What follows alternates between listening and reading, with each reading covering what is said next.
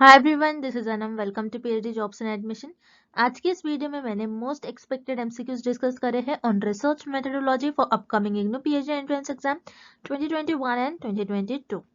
सो आज के इस वीडियो में मैंने आपके साथ जो एमसीक्यूज डिस्कस करे हैं, this are very important MCQs. Exam में आपको ऐसे ही टाइप के क्वेश्चंस पूछे जाते हैं, इसलिए आप इस वीडियो को एंड तक जरूर देखिएगा, जिससे कि आपके रिसर्च मेथोडोलॉजी से रिलेटेड सारे डाउट्स इस वीडियो में क्लियर हो जाएंगे। उसी के साथ साथ मैं आपको ये भी बताना चाहती हूँ कि हमने रिसर्च मेथोडोलॉजी का कंप्लीट कोर्स लॉन्च करा है in both the language, Hindi as well as in English. So हमारे कोर्स को ज्वाइन करने के लिए आपको इस नंबर पर हमें व्हाट्सअप मैसेज करना है। याद रखिएगा, व्हाट्सअप के थ्रू ही आपको हमें कॉन्टैक्ट करना है, और कॉन्टैक्ट करने के विद इन 5 to 10 मिनट्स में आपको सारा स्टडी मटेरियल प्रोवाइड कर देंगे।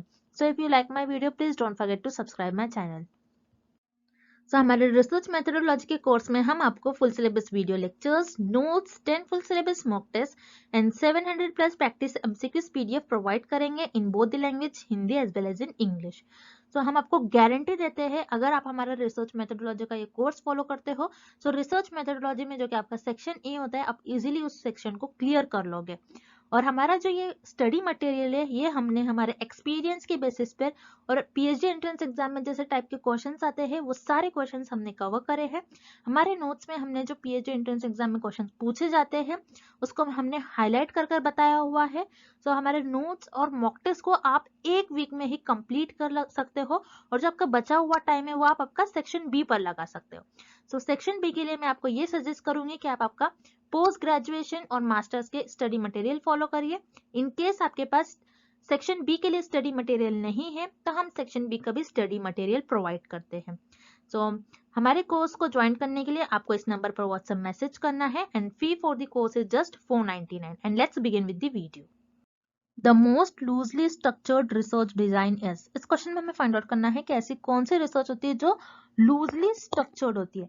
लूजली स्ट्रक्चर मतलब जिसमें आप कोई स्टेप्स और कोई स्ट्रक्चर आप फॉलो नहीं करते, उसे हम कहेंगे लूजली स्ट्रक्चर्ड रिसर्च। तो लूजली स्ट्रक्चर आपकी जो रिसर्च होती है वो होती है एक्सप्लोरेटरी रिसर्च।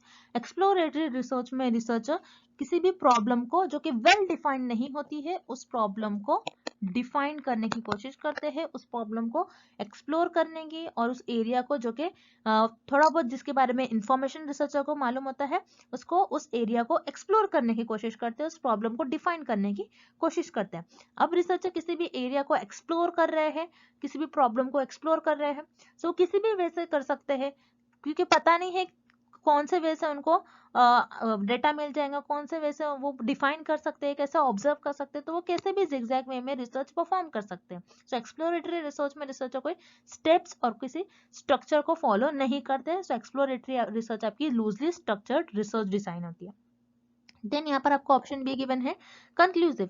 कंक्लूसिव रिसर्च में आप कोई कंक्लूजन्स फाइंड आउट करते हो और कुछ डिसीजन लेते हो। तो कंक्लूसिव रिसर्च में आपको डिसाइडेड होता है कि मुझे कंक्लूजन्स फाइंड आउट करना है, कुछ डिसीजन लेना है। तो कंक्लूसिव रिसर्च जो होती है आपकी वो स्ट्रक्चर्ड होती है। दैट्स पे आपका ऑप्शन बी इनकरेक्ट हो जाएगा। Then option C descriptive.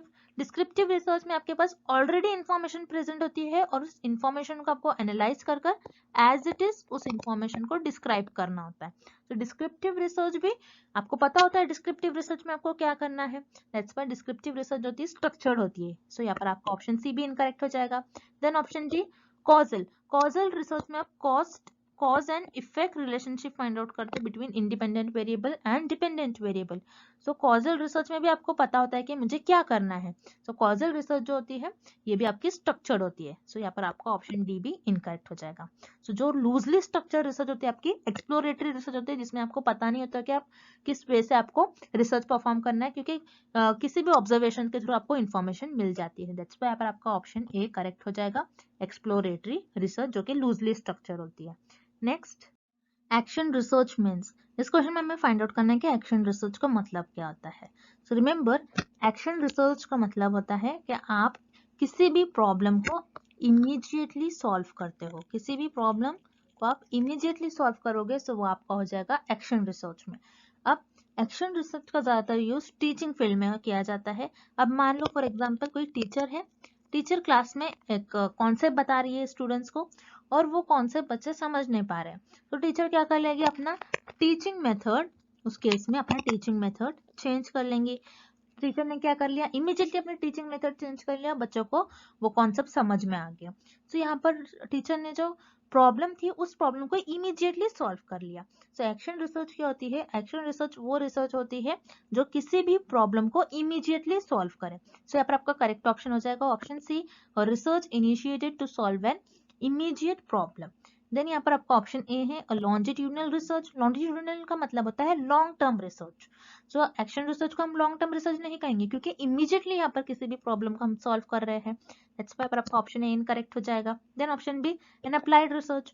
Applied research क्या होती है, जिसमें हम कोई स्पेसिफिक प्रॉब्लम को सॉल्व करते हैं, लेकिन एक्शन रिसर्च में हम किसी स्पेसिफिक प्रॉब्लम को नहीं सॉल्व कर रहे हैं। ऐसी प्रॉब्लम जो इमीडिएटली सॉल्व हो जाती है वो आपकी एक्शन रिसर्च में आती है, ना कि अप्लाइड रिसर्च में। दैट्स व्हाई पर आपका ऑप्शन बी इनकरेक्ट हो जाएगा। Then option D research with socio economic objective. Socio economic का मतलब होता है ऐसे रिसर्च जो किसी सोसाइटी के इकोनॉमिक, सोसाइटी के मनी कितना, लोग कितनी इनकम है एक सोसाइटी में, उनके एजुकेशन लेवल, उससे रिलेटेड रिसर्च करना। लेकिन एक्शन रिसर्च तो वो नहीं बताती। एक्शन रिसर्च किसी भी इमीडिएट प्रॉब्लम को सॉल्व करती है। दैट्स व्हाई पर आपका ऑप्शन डी भी इनकरेक्ट हो जाएगा। सो यहाँ पर आपका करेक्ट ऑप्शन हो जाएगा ऑप्शन सी, और research initiated to solve an immediate problem. So remember this is very common question, बहुत कॉमन क्वेश्चन है, बहुत इजी क्वेश्चन है। ये भी क्वेश्चन आपका 2019 में भी ये क्वेश्चन रिपीट हुआ है, तो बहुत इजी है। एक्शन रिसर्च का मतलब होता है किसी भी इमीडिएट प्रॉब्लम को सॉल्व करना। सो यहाँ पर आपका ऑप्शन सी करेक्ट हो जाएगा। Next, through data triangulation method a researcher can enhance his और हर स्टडीज। इस क्वेश्चन में हमें फाइंड आउट करना है कि डेटा ट्रायंगुलेशन मेथड के थ्रू रिसर्चर अपनी स्टडीज को कैसे एनहांस कर सकते हैं, थ्रू पॉपुलैरिटी या फिर वैलिडिटी, एक्सेसिबिलिटी या फिर रीडेबिलिटी। हमें ये फाइंड आउट करना है। सो आपको पहले ये पता होना चाहिए कि डेटा ट्रायंगुलेशन मेथड होता क्या है। तो डेटा ट्रायंगुलेशन मेथड वो मेथड होता है जिसमें रिसर्चर डिफरेंट मेथड्स यूज करके देखते हैं कि उनके रिजल्ट सेम आ रहे या फिर नहीं। जैसे इस डायग्राम में आपको देखना है, रिसर्चर ने पहले एक मेथड यूज करा और ये देखा कि उनका कुछ रिजल्ट आ रहा है XYZ। ओके, देन रिसर्चर ने दूसरा मेथड यूज करा, दूसरा मेथड यूज करके रिसर्चर ने देखा कि उनका यही रिजल्ट आ रहा है, सेम रिजल्ट आ रहा है। दैट मीन्स रिसर्चर ऐसे डिफरेंट मेथड यूज करेंगे और देखेंगे कि उनके रिजल्ट सेम आ रहे हैं या फिर नहीं आ रहे। अगर रिजल्ट सेम आ रहे हैं दैट मीन्स उनकी जो स्टडी है वो वैलिड है। सो यहाँ पर आपका ऑप्शन भी करेक्ट हो जाएगा। देन ऑप्शन है पॉपुलैरिटी। तो डेटा ट्रायंगुलेशन मेथड के थ्रू रिसर्च अपनी स्टडी की पॉपुलैरिटी ने बताते कि उनकी स्टडी जो है कितनी पॉपुलर होने वाली है। तो यहाँ पर आपका ऑप्शन ए इनकरेक्ट हो जाएगा। Then option C accessibility. Accessibility क्या होता है कि सब लोग के लिए क्या वो इंफॉर्मेशन, वो स्टडी के अवेलेबल है, इंफॉर्मेशन के अवेलेबल है, उसको कहते हैं हम एक्सेसिबिलिटी। इसलिए भी रिसर्चर डेटा ट्रायंगुलेशन मेथड का यूज नहीं करते। सो यहाँ पर आपका ऑप्शन सी इनकरेक्ट हो जाएगा। Then option D readability. Readability मतलब इजी टू रीड, कि वो सबके लिए इजी है रीड करने के लिए, इसके थ्रू भी researcher data triangulation method use नहीं करते हैं। सो यहाँ पर आपका ऑप्शन डी भी इनकरेक्ट हो जाएगा।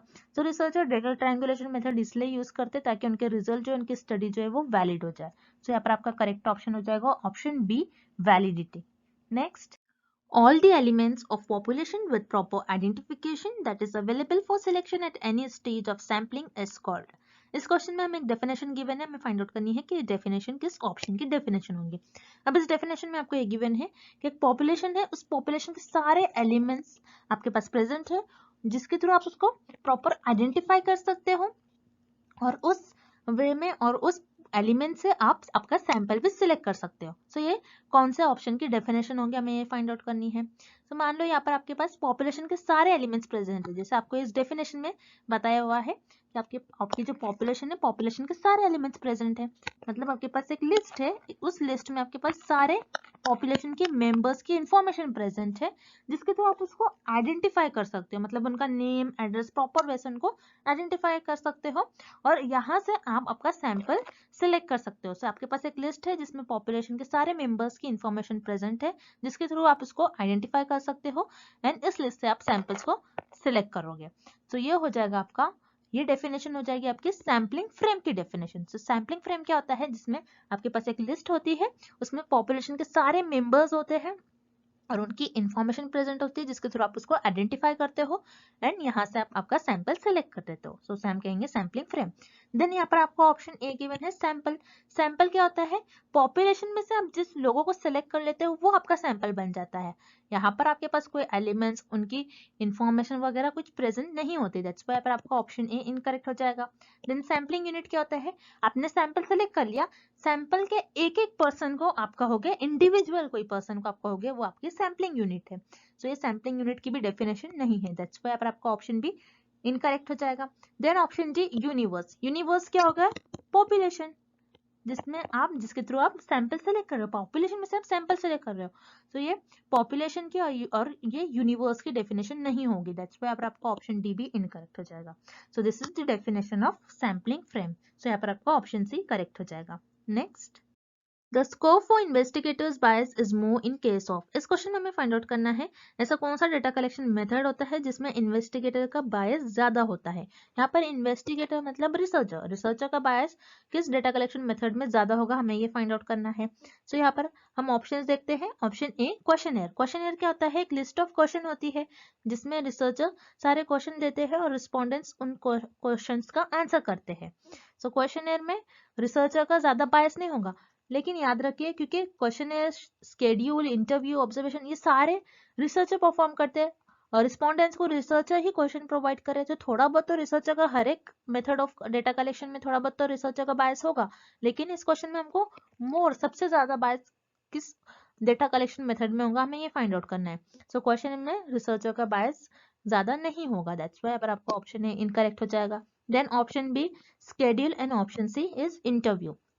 सो स्केड्यूल और इंटरव्यू दोनों भी सेम ही होते हैं, बट थोड़ा बहुत डिफरेंस होता है। जैसे इंटरव्यू में रिसर्चर क्वेश्चन पूछते हैं एक्सपर्ट से, उसी तरीके से स्केड्यूल में भी रिसर्चर क्वेश्चंस पूछते हैं जैसे कोई एक्सपर्ट्स हो गए, कोई डिसीज के एक्सपर्ट्स हो गए, उनसे इंटरव्यूज के थ्रू डेटा को कलेक्ट करते हैं। लेकिन स्केड्यूल में जो क्वेश्चन रिसर्चर पूछते हैं वो पहले से ही रिसर्चर डिसाइड कर लेते हैं, वो डिसाइडेड क्वेश्चंस होते हैं, और इंटरव्यू में रिसर्चर पहले से क्वेश्चन डिसाइड नहीं करते हैं। सो यहाँ पर ऑप्शन बी और सी दोनों भी इनकरेक्ट हो जाएंगे, बिकॉज यहाँ पर रिसर्चर का ज्यादा बायस नहीं होंगे, रिसर्चर इस केस में ज्यादा बायस नहीं होंगे। Then option D observation. So observation में रिसर्चर, क्योंकि ऑब्जर्वेशन क्या होता है, रिसर्चर उस पर्टिकुलर एरिया में, उस पर्टिकुलर फील्ड में जाकर खुद ही लोगों को ऑब्जर्व करते हैं। सो ऑब्जर्वेशन में रिसर्चर ज्यादा बायस हो सकता है, क्योंकि रिसर्चर हो सकता है कुछ इंफॉर्मेशन फील नहीं करे, कुछ ऑब्जर्वेशंस को इग्नोर कर दे, जो भी चल रहा है उसको इग्नोर कर दे, कुछ लिखे कुछ नहीं लिखे information.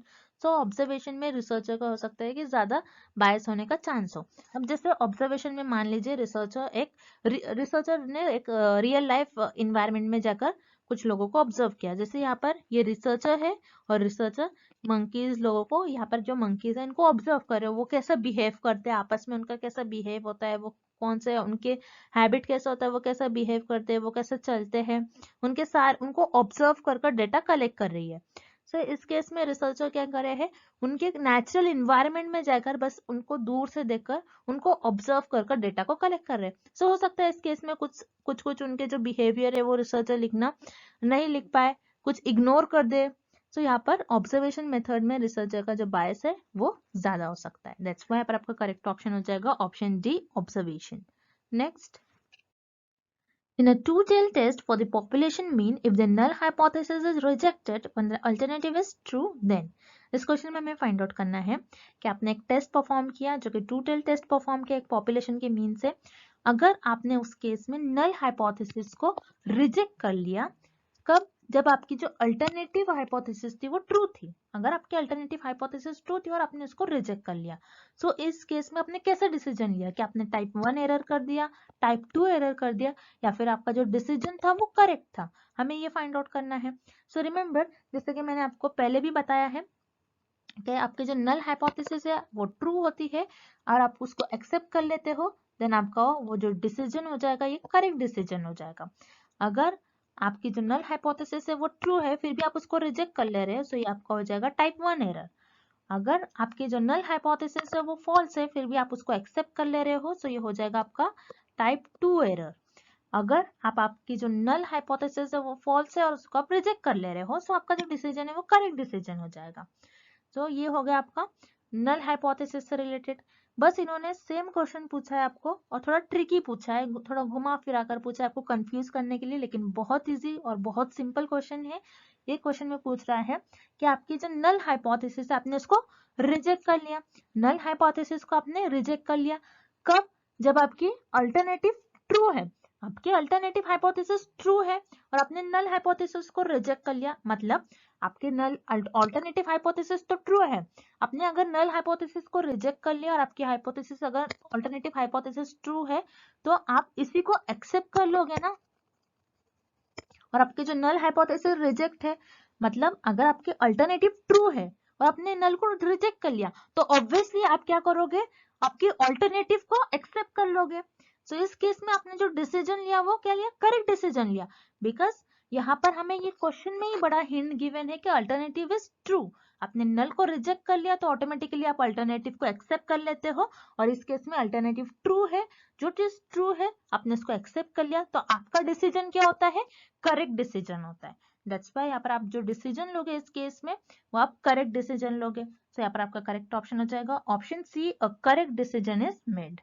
Next, Which of these statements is true? इस क्वेश्चन में हमें 4 ऑप्शंस गिवन है और हमें फाइंड आउट करना है कि कौन सा स्टेटमेंट करेक्ट है अबाउट वैलिडिटी एंड रिलायबिलिटी। अब आपको ये दोनों भी समझना होगा, ये टर्म्स क्या होते हैं, वैलिडिटी क्या होता है, पहले हम वो देखते हैं। अब मान लीजिए आपका जो एक्चुअल वेट है, आपका एक्चुअल वेट है 60 और आपने वेइंग मशीन में वेट किया, आपने वेइंग मशीन में वेट किया और आपका वेट 60 आ रहा है। दैट मीन्स आपकी जो वेइंग मशीन है वो है वैलिड। अब उसको कहोगे वैलिड। अगर आपका एक्चुअल में वेट 60 आ रहा है और आपने वेइंग मशीन में वेट करा और आपका वेट 55 आ रहा है, तो उस केस में आप कहोगे आपकी जो वेइंग मशीन है वो वैलिड नहीं है, बिकॉज वो एक्यूरेट मेजर नहीं कर रही है आपका वेट। देन रिलायबल क्या होता है? रिलायबिलिटी क्या होता है? अब मान लीजिए आपका वेट जैसे एक्चुअल में 60 है, ओके आपका वेट एक्चुअल में 60 है और आपने वेट किया वेइंग मशीन में, तो आपने एक बार वेट किया आपका 55 आया, लेकिन आपने फिर दूसरी बार वेट किया आपका 55 आया, आपने तीसरी बार वेट किया आपका 55 आया। इस केस में आपकी जो वेइंग मशीन होगी वो रिलायबल तो होगी, बट क्योंकि आपका एक्चुअल वेट 60 है और वो 55 बता रही है मशीन, दैट्स व्हाई यहाँ पे जो आपका जो मशीन है वो रिलायबल तो होगी, लेकिन इस केस में वो वैलिड नहीं होगी। सो रिलायबल क्या होता है? अगर आपने या कुछ एक्सपेरिमेंट परफॉर्म कर रहे हो, आप कुछ टेस्ट कर रहे हो, आपने बार बार उसको मेजर किया और बार बार मेजर करने पर सेम रिजल्ट आ रहा है, जैसे आपने अपने यहाँ पर वेट आपने 3 बार मेजर किया और तीनों भी बार 55 आ रहा है, दैट मीन्स आपकी जो वेइंग मशीन है वो रिलायबल है लेकिन वैलिड तो नहीं है। सो वैलिडिटी और रिलायबिलिटी में यही डिफरेंस होता है और आपको ये पता होना चाहिए। This is very important concept. अब वन बाय वन हम ऑप्शन देखते हैं। Option A, a measuring instrument that is valid need not to be reliable. So यहाँ पर क्या बता रहा है ऑप्शन ए कि अगर आपकी जो इंस्ट्रूमेंट है आप जिससे मेजर कर रहे हो वो अगर आपकी वैलिड है तो वो रिलायबल नहीं होंगी। ऐसा नहीं है, अगर आपके जो मशीन वैलिड है वो हो सकता है कि वो रिलायबल भी हो। अगर आपकी एक मशीन वैलिड है तो वो ऑब्वियसली रिलायबल होगी। आपको ये रिलेशन याद रखना है। अगर आपकी वेट मशीन वैलिड होगी, अगर आपकी जो मशीन है जो इंस्ट्रूमेंट है अगर वो वैलिड है देन वो रिलायबल भी होगा। देन यहाँ पर आपका ऑप्शन है इनकरेक्ट है। देन ऑप्शन से देखेंगे, अ measuring instrument that is reliable is also valid. जैसे मैंने आपको इसके पहले बताया था कि अगर आपका जो एक्चुअल वेट वो तो 60 था, लेकिन आपने वेइंग मशीन में वेट करा, आपका हर बार वेट 55 आ रहा है, लेकिन आप इस केस में कहोगे आपकी जो वेइंग मशीन है वो रिलायबल है लेकिन वैलिड नहीं है। सो इस ऑप्शन का मतलब ही यही है। सो यहाँ पर आपका ऑप्शन सी इनकरेक्ट हो जाएगा, बिकॉज जब भी आपकी जो मशीन है अगर वो रिलायबल है तो वो वैलिड नहीं होगी। ओके, ये आपको याद रखना है। तो ऑप्शन बी क्या है आपका? अ measuring instrument that is valid is always reliable. तो यहाँ पर आपका ऑप्शन बी करेक्ट हो जाएगा। अगर आपकी जो मशीन है वेइंग मशीन है अगर वो वैलिड है तो वो ऑब्वियसली रिलायबल भी होगी। तो यहाँ पर आपका ऑप्शन बी करेक्ट हो जाएगा। अ measuring instrument that is valid is always reliable. Next, the ones that have a strong contingent effects on the relationship between the independent and dependent variables. इस question में हमें फाइंड आउट करना है कि ऐसा कौन सा वेरिएबल होता है जो स्ट्रांगली इंडिपेंडेंट वेरिएबल और डिपेंडेंट वेरिएबल के जो बीच के रिलेशन है उसको अफेक्ट करता है। तो यहाँ पर आपको 1 बाय 1 ऑप्शन देखना है।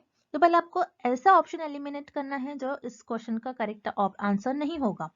जैसे इंडिपेंडेंट और डिपेंडेंट वेरिएबल के बीच का रिलेशन हमें फाइंड आउट करना है, जो ऐसा वेरिएबल जो इन दोनों वेरिएबल को रिलेशनशिप को अफेक्ट करता है। तो जाहिर सी बात है डिपेंडेंट वेरिएबल और इंडिपेंडेंट वेरिएबल ये तो आंसर होगा नहीं। दैट्स वाई पर आपको ऑप्शन ए और बी दोनों भी इनकरेक्ट हो जाएगा। देन ऑप्शन सी और डी में से आपको करेक्ट ऑप्शन चूज करना है।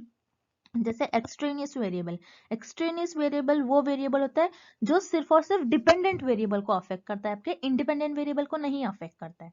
सो यहाँ पर आपका ऑप्शन डी भी इनकरेक्ट हो जाएगा। अब रही बात आपके ऑप्शन सी की, मॉडरेटिंग वेरिएबल। सो इस क्वेश्चन का करेक्ट ऑप्शन हो जाएगा option C, moderating variable. Moderating variable ऐसा वेरिएबल होता है जो इंडिपेंडेंट वेरिएबल और डिपेंडेंट वेरिएबल के बीच के रिलेशनशिप को अफेक्ट करता है। अब मॉडरेटिंग वेरिएबल इंडिपेंडेंट वेरिएबल और डिपेंडेंट वेरिएबल के बीच का जो रिलेशनशिप है उसको कैसे अफेक्ट करता है, इस डायग्राम के थ्रू हम समझते हैं। अब जैसे यहाँ पर इंडिपेंडेंट वेरिएबल है आपका कि आपने एक्सरसाइज किया और एक्सरसाइज पर आपने कितने आवर्स स्पेंड किया है, एंड डिपेंडेंट वेरिएबल है कि आपका हार्ट रेट आप मेजर कर रहे हो। अब इस केस में आपको ये देखना है कि इंडिपेंडेंट एंड डिपेंडेंट वेरिएबल जो है, इन दोनों वेरिएबल्स के जो बीच का रिलेशन है, रिलेशनशिप को कौन सा वेरिएबल अफेक्ट करता है, सो वो होता है आपका मॉडरेटिंग वेरिएबल। अब इस केस में मॉडरेटिंग वेरिएबल आपका जेंडर हो जाएगा। अब मान लो आपने सिर्फ मेल्स पर स्टडी करा, ये देखने के लिए कि जिन जिन मेल्स ने एक्सरसाइज पर, आप ये देखोगे कि उन्होंने एक्सरसाइज पर कितना आवर्स एक्सपेंड किया, कितने आवर्स उन्होंने एक्सरसाइज किया, 1 आवर, 2 आवर, 3 आवर्स, और उनका हार्ट रेट आप चेक करोगे। तो इस केस में आपने सिर्फ मेल्स का चेक करा है, तो फीमेल्स का वैसे ही हो सेम केस, ऐसा नहीं कह सकते बिकॉज जेंडर है, जेंडर एज हो सकता है, जेंडर हो सकता है। सो ये चार चीजें मॉडरेटिंग वेरिएबल में आता है जो आपके इंडिपेंडेंट और डिपेंडेंट वेरिएबल के जो बीच का रिलेशनशिप है उसको अफेक्ट करता है। सो इस केस में और इस स्टडी में आप ये देख रहे हो कि इंडिपेंडेंट वेरिएबल जो कि आपने एक्सरसाइज किया है, आपके एक्सरसाइज आवर्स, और डिपेंडेंट वेरिएबल जो कि आप हार्ट रेट मेजर कर रहे हो। सो इस केस में आपका जो मॉडरेटिंग वेरिएबल होगा, इन दोनों वेरिएबल्स के बीच का जो रिलेशन को अफेक्ट करेगा वो होगा आपका जेंडर। सो ऐसा वेरिएबल जो इंडिपेंडेंट और डिपेंडेंट वेरिएबल के बीच के रिलेशनशिप को अफेक्ट करता है वो होता है आपका मॉडरेटिंग वेरिएबल। दैट्स व्हाई आपका करेक्ट ऑप्शन हो जाएगा option C, moderating variable. Next, dash is a measure that refers to the extent of symmetry or asymmetry in a distribution. इस क्वेश्चन में हमें फाइंड आउट करना है ऐसा कौन सा टूल होता है जिसमें आप सिमेट्री और असिमेट्री डिस्ट्रीब्यूशन को मेजर करने के लिए आप यूज करते हो। सो वो टूल होता है आपका स्क्यूनेस टूल। अब स्क्यूनेस टूल क्या होता है, जिसमें आप आपके जो डिस्ट्रीब्यूशन है उसमें सिमेट्री और असिमेट्री को मेजर करते हो। जैसे आपको इस फिगर में देखना है, अगर आपका डिस्ट्रीब्यूशन सिमेट्रिक है, मतलब कुछ इस तरीके का आपका डायग्राम दिखेगा। सिमेट्रिक मतलब अगर आपका जो डिस्ट्रीब्यूशन है आपका, मान लो अपने कोई पॉपुलेशन पर आप स्टडी कर रहे हो और उस पॉपुलेशन के इंफॉर्मेशन कुछ इस तरीके से स्प्रेडेड है, तो उससे आप कहोगे कि आपका जो डिस्ट्रीब्यूशन है वो सिमेट्री है। मतलब अगर आप इसको बीच से कट करते हो तो आपका जो लेफ्ट साइड में जितना आपको दिखता है इमेज और राइट साइड में दिखता है, ये दोनों आपकी मिरर इमेज होंगी, दोनों साइड भी आपको एक जैसे ही इमेज दिखेगी, उसे आप कहते हो सिमेट्रिकल डिस्ट्रीब्यूशन। सो सिमेट्रिकल डिस्ट्रीब्यूशन ये आप स्क्यूनेस से भी मेजर करते हो, और असिमेट्री, मान लो आपका जो डिस्ट्रीब्यूशन है लेफ्ट साइड में अगर टिल्टेड है तो इसके लिए भी आप स्क्यूनेस का यूज करोगे, स्क्यूनेस टूल का यूज करोगे, जिसे आप कहते हो पॉजिटिव स्क्यू। अगर आपका जो ग्राफ है, आपका जो डिस्ट्रीब्यूशन है ये राइट साइड में टिल्टेड है, जिसे आप कहते हो नेगेटिव स्क्यू। सो इसको मेजर करने के लिए आप स्क्यूनेस का यूज करोगे, स्क्यूनेस टूल का यूज करोगे, और इससे आप क्या होते हो, ये जो आपका डिस्ट्रीब्यूशन है ये नेगेटिव डिस्ट्रीब्यूशन है जो कि राइट साइड पर टिल्टेड होता है। तो यहाँ पर आपका करेक्ट ऑप्शन हो जाएगा ऑप्शन डी, स्क्यूनेस। अगर आपका डिस्ट्रीब्यूशन सिमेट्रिक है और असिमेट्रिक है तो आपका डिस्ट्रीब्यूशन को मेजर करने के लिए आप स्क्यूनेस टूल का यूज करोगे। Next, dash is a source of primary data. इस क्वेश्चन में हमें फाइंड आउट करना है कि इन ऑप्शन में से कौन सा ऑप्शन प्राइमरी डेटा को कलेक्ट करने का सोर्स होता है। सो स्टूडेंट, जैसा कि आप देख रहे हो हमने प्रीवियस क्वेश्चंस में भी प्राइमरी डेटा से रिलेटेड 2-3 क्वेश्चन सॉल्व किया था। मीन्स आप ये गेस कर सकते हो कि आपके पेपर में प्राइमरी डेटा से रिलेटेड 2-3 क्वेश्चन कंपल्सरी आते ही है। So you can clear your concept primary data and secondary data क्या होता है, आपको इन दोनों डेटा में डिफरेंस पता होना चाहिए। ओके, सो यहाँ पर आपको ऑप्शन ए गिवन है newspapers and journals. Newspapers and journals जिसमें ऑलरेडी इंफॉर्मेशन अवेलेबल होती है, ऐसी चीज और ऐसा सोर्स जिसमें ऑलरेडी इंफॉर्मेशन अवेलेबल होती है वो आपका सेकेंडरी डेटा के अंदर आता है, not in primary data. That's why आपका यहाँ पर ऑप्शन ए और ऑप्शन बी इनकरेक्ट हो जाएगा। देन ऑप्शन सी आपको गिवन है मेमोइर्स। मेमोइर्स क्या होता है, जिसमें बायोग्राफीज प्रेजेंट हो। बायोग्राफीज अगेन जो इन्फॉर्मेशन रहती है उसी को एक्सप्लेन किया जाता है, मीन्स मेमोइर्स भी आपका सेकेंडरी डेटा के अंडर आएगा, not in primary. That's why आपका यहाँ पर ऑप्शन सी भी इनकरेक्ट हो गया। So here correct option is option D, questioners. Questioners जिसके थ्रू आप रिस्पोंडेंट से क्वेश्चंस पूछकर इंफॉर्मेशन को कलेक्ट करते हो, which comes under primary data. That's why आपका यहाँ पर करेक्ट ऑप्शन हो जाएगा option D, questioners. So students, thank you for watching this video.